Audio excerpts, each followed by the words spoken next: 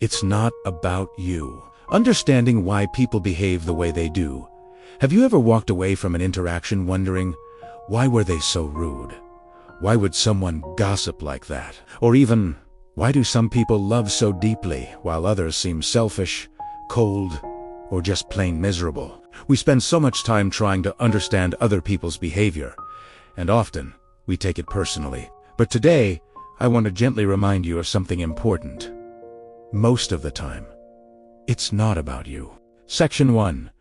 The surface versus the story. What we see is behavior, but what we don't see is the story behind it. Every person you meet is carrying a lifetime of experiences, childhood memories, past relationships, disappointments, losses, fears, and lessons learned the hard way. A loving person may have learned early on that connection equals safety. A selfish person may have learned that no one else would look out for them. A rude person may be protecting themselves from being hurt again, and a gossipy person may be seeking belonging, validation, or control in the only way they know how. Behavior is often a coping mechanism, not a character attack on you. Section 2. Miserable and grumpy behavior. Let's talk about miserable or constantly grumpy people. Not the occasional bad day, but the kind of person who always seems irritated, negative, or unhappy with everyone and everything. Often, this isn't about you at all. Chronic grumpiness can come from long-term stress, unprocessed grief, resentment, burnout, or a life that doesn't align with who they truly are. Some people wake up already exhausted emotionally, mentally, or physically, and that heaviness leaks out in their interactions. When someone is miserable or even angry, they're not always trying to spread it. They may simply not know how to hold it alone. Section 3. Why some behaviors are hard to understand.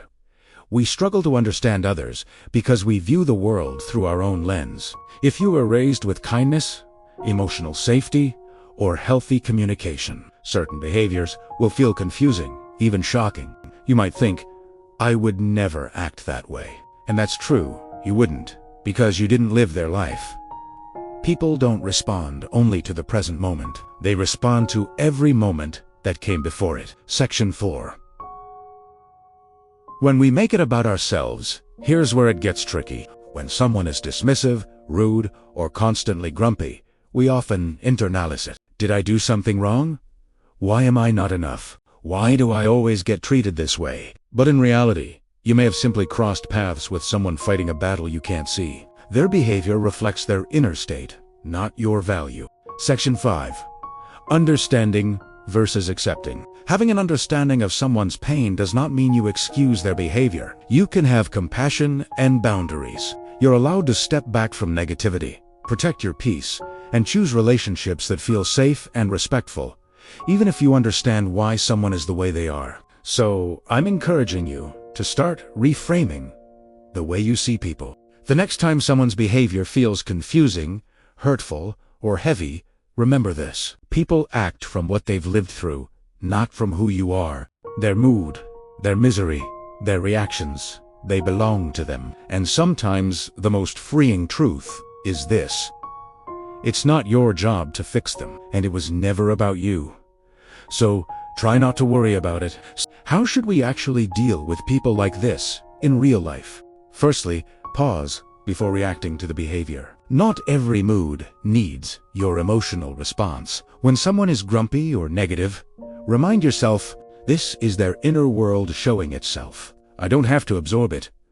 Secondly, don't personalize what isn't personal. You don't need to prove your worth, explain yourself, or earn kindness from someone who is projecting their pain. Their tone is information, not a definition of you. Thirdly, set quiet, firm boundaries. Boundaries do not always need confrontation. Sometimes it's limiting how much you engage. Sometimes it's changing the subject. Sometimes it's simply deciding not to share your energy with someone who consistently drains it.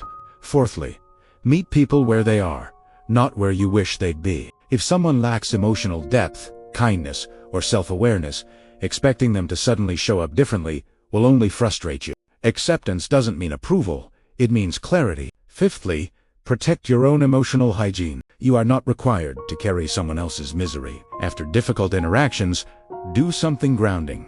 Breathe, move your body, step outside, talk to someone safe.